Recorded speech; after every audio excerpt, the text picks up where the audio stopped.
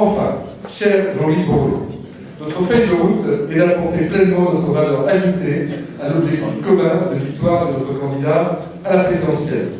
Je suis convaincu que, plus encore qu'en 2007, le succès, dans un contexte politique forcément plus difficile, dépendra de notre capacité non seulement à rassembler notre camp, mais également à élargir l'assise de la majorité. Certes, la vocation spécifique de la gauche moderne, c'est d'abord de nous adresser à cet électorat de gauche et de centre-gauche qui ne se retrouvera pas dans le programme du Parti socialiste et le style de son ou sa candidate, tout en hésitant parfois à franchir le pas vers nous, vers la majorité. Aujourd'hui, les autres partis de gauche sont libres de verbe, mais ne nous y trompez pas, l'unité de façade affichée par le Parti socialiste, les rodomontades assénées à La Rochelle, ne font pas pour autant un projet alternatif crédible de l'opposition. Nous sommes aujourd'hui la seule formation politique de gauche à incarner une culture de gouvernement. Dans le monde tel qu'il est aujourd'hui, dans la France et l'Europe telles qu'elles sont aujourd'hui, c'est notre solitude à l'égard de la gauche de protestation, c'est notre crédibilité à l'égard du pays.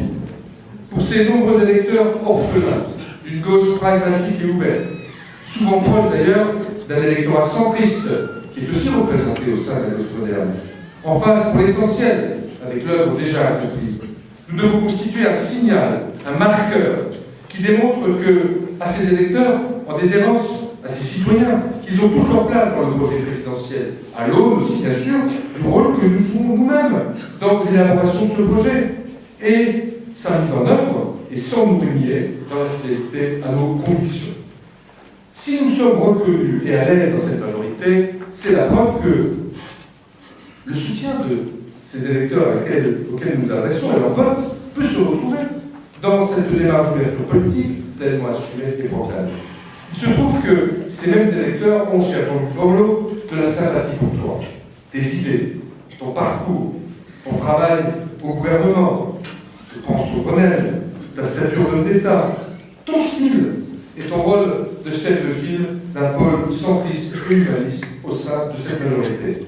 C'est pourquoi, sans renoncer à notre place singulière au sein de cette majorité, on ne me le demande pas, tu ne me le demandes pas, bien au contraire. Nous nous retrouverons avec d'autres dans la démarche fédératrice que tu as engagée, et cela quel que soit le rôle, que je souhaite éminent, que tu joueras demain, d'abord au gouvernement, puis dans la campagne. Ce sont des questions que nous avons souvent évoquées ensemble depuis 2 ans, particulièrement à travers les contacts réguliers que nous avons eus, à la fois libres, denses, francs et amicaux.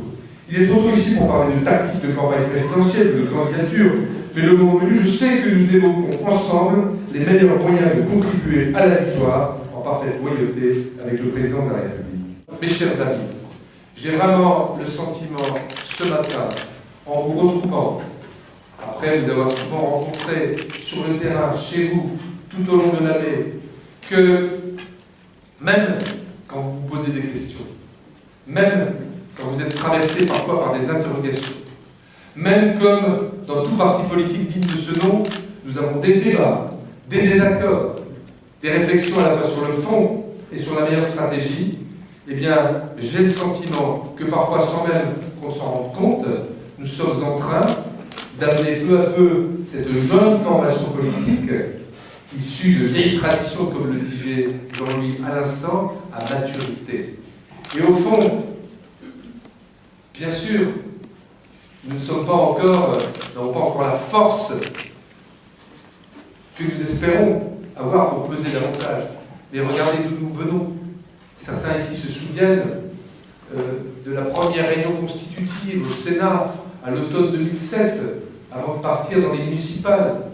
Moi, je me souviens ensuite d'avoir sillonné la France pour aller soutenir nos candidats dans des équipes proches de la majorité présidentielle.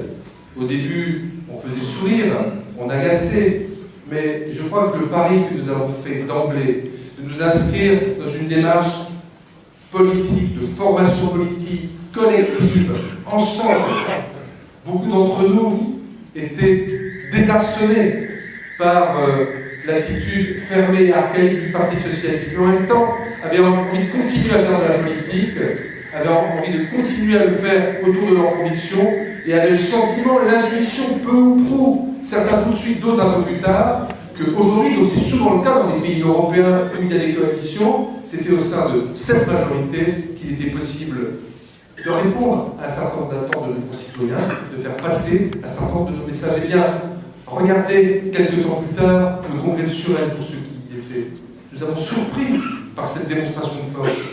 La presse, au début, était très ironique, parfois même nous ignorait, considérant que ce ne serait qu'un feu de paille. Aujourd'hui, évidemment, nous sommes encore critiqués, nous sommes encore considérés comme une petite formation, mais le regard a changé. Nous existons, nous apportons quelque chose. Donc quand je vois d'où on vient, quand je vois le travail que nous avons fait, parfois c'était dur, parfois nous en avons pris plein la gueule, mais nous avons tenu bon, nous avons su faire preuve de stoïcisme et d'abnégation quand il le fallait, nous avons néanmoins parlé franc, toujours dit ce que nous avions à dire, parfois publiquement, parfois dans le tête-à-tête de nos conversations avec nos amis de la majorité. Et aujourd'hui, comme je le disais dans mon discours, nous sommes reconnus, nous sommes respectés, nous avons notre place, nous avons apporté quelque chose. Nous ne sommes pas simplement installés dans un lit comme le coucou. Nous avons été dans les batailles les meilleures, mais aussi dans les plus difficiles. Et nous gardons notre spécificité, nous sommes nous-mêmes. Mais je crois que nous avons trouvé notre place au sein de cette majorité. Et cela nous donne courage et foi pour continuer. Vous verrez aux prochaines rencontres, aux prochaines séances, aux prochaines échéances, nous allons continuer à nous développer, à trouver notre place. Mes chers amis, bons travaux à vous. Merci à nous de nous accueillir et vive la Gauche Polaire!